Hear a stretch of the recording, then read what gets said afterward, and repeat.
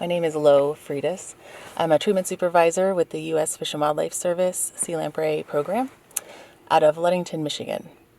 And here we have Jenna Tews. I'm the station supervisor with the U.S. Fish and Wildlife Service Sea Lamprey Control Program out of Ludington, Michigan. our office. We work to manage sea lamprey populations in the Great Lakes. Sea lamprey are a fish that are originally from the Atlantic Ocean. They came into all the Great Lakes by the 1930s, and they don't belong here. So sea lamprey prey on sport fish.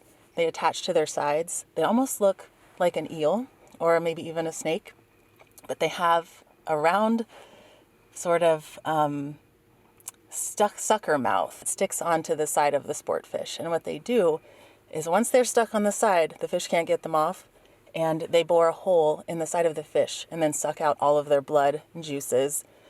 Most often than not, they kill the fish after they do that. So fish in the Great Lakes are just not as big, of course, as the ones in the Atlantic Ocean, so they can't survive something like that. One adult sea lamprey can kill 40 pounds of fish in a 12 to 18 month period.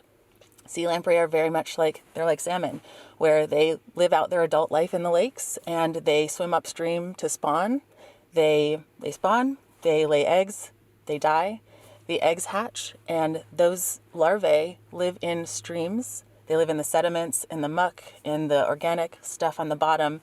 They burrow in and they live in rivers and streams for 3 to 5 years typically. They filter feed during that time. You might not even notice they're there because they're so small, they almost look like worms. They're in the sediment of the stream and they're just filter feeding.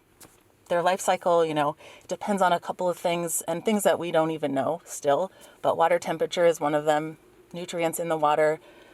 So after 3 to 5 years, they begin to change into the adults, and that's when they transform and then head out to the Great Lakes and begin their predation on the fish out there. The program is ultimately funded and run by the Great Lakes Fishery Commission, the U.S. Fish and Wildlife Service on the United States side, and the Department of Fisheries and Oceans Canada on the Canadian side manage the sea lamprey on the ground. Our best tool right now for sea lamprey control, and since the 1950s, has been the use of a lampricide. So this lampricide is toxic to the sea lamprey. We apply that to the streams, and that's how we kill the larvae. So before they can transform into those adults that are out preying on fish in the Great Lakes, we treat a stream with the lampricide. So that's why we're here on Cattaraugus Creek. Cattaraugus Creek, we first treated with lampricide in the late 80s. I believe it was 1986 was our first treatment. I think we're about on our 12th now. So we don't come back every year to Cattaraugus Creek, but about every 3 years we come to Cattaraugus in general, and we are taking care of the sea lamprey before they hit that 3 to 5 year cycle and head out to the Lake Erie. With any lampricide or pesticide, there may be non-target mortality is what we call that. So any fish that is not a lamprey is what we consider non-target mortality. And it may impact them if we put too much, which is why we work very hard not to do that. We put in parts per million of the lampricide. We monitor it around the clock. As for other species other than fish, it is a pesticide. So that means, it really doesn't have any impacts that we know of to like birds, mammals, anything like that. But it can have impacts to other fish, which is why we monitor around the clock and we make sure after treatment and during treatment, we're also surveying to make sure if we are impacting any other fish in the river. 3-trifluoromethyl-4-nitrophenol. It's a mouthful, but that is the lampricide we use, and it is a yellow color, and especially when it's concentrated, it's a deep yellow. When we apply it in parts per million, it turns the river a yellow color too. Not as deep and vibrant, but still like a yellowish, some call it green color. The clearer the stream water, the more noticeable it is, but you will always be able to tell when there's TFM, when there's that lampricide present. And we measure it based on that color also. So that's how we measure the concentration.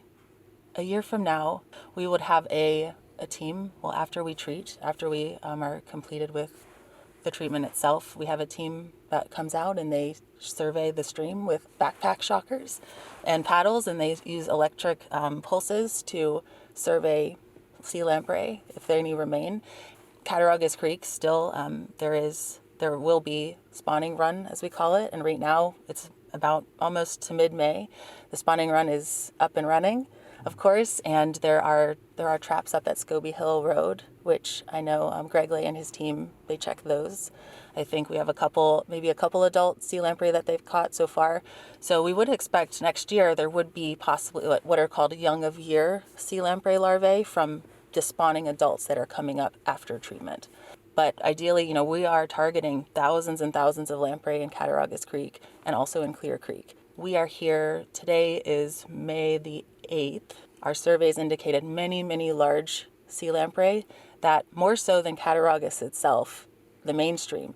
So Clear Creek was set to churn out over 600 adult sea lamprey this year. When we come back next year, we expect that those 600 are gone, which our treatments have proven to be 95 to 99% effective, killing sea lamprey. You might see the stream water turn red before a treatment. That red dye it was called Rotoamine Dye. It's a tracer dye, and it's a vegetable-based dye. So what we do is we apply that at point A on the river, and then we see how long it takes for it to travel to point B on the river. So it's a time of flow. So we're seeing how long it takes from from Taylor Hollow, for example, down to SR 438 or Traverse Sales Road. So how long is that flow time? Because that will help inform us when we would apply the lampricide itself and when we would expect it to arrive downstream. And that's important for us to know because we also we monitor before we apply any lampricide. We do a ton of data collecting on the stream itself. We get to know the river, we get to know pH, temperature, dissolved oxygen, ammonia, alkalinity. We gauge the stream, so we see how much water we have day by day. We do the dye studies, and we get an understanding of these abiotic factors that play into our treatment decisions and how we apply the lampricide, where we apply the lampricide, when, and how much. So that dye is part of it. So some people may see that it's a bright red or bright pink looking sort of, we call it a dye shot, briefly as it goes by in the river. It's not blood, I promise. Vegetable-based. Definitely could not do this and would not want to do this without the support from the Seneca Nation of Indians, President Jay Conrad, to get that concurrence that, hey, we're going to be here. Are we able to, the permission to be on the territory, working on Clear Creek. I work heavily with Greg Lay. We do have a CO escort anytime we are on territory for longer than 10 minutes or something like that. Those officers who stick around with us have been great to work with. I think I can name a couple of them: Chris, Cyrus, and Louie, I believe. And then, of course, Greg himself has been out with us. The Environmental Protection Department, just a big shout out to them too. Prior to our treatments at all, they had a showing of The Fish Thief, which is a documentary that came out, I think, last year that the Great Lakes Fishery Commission put out, and they had a showing of that at the community center here on the Cattaraugus Community Center. Then myself and some others from the Great Lakes Fishery Commission had a Q&A session. The support from the Seneca Nation of Indians is just critical for us, and we would never do this any other way. So thank you very much. And the support and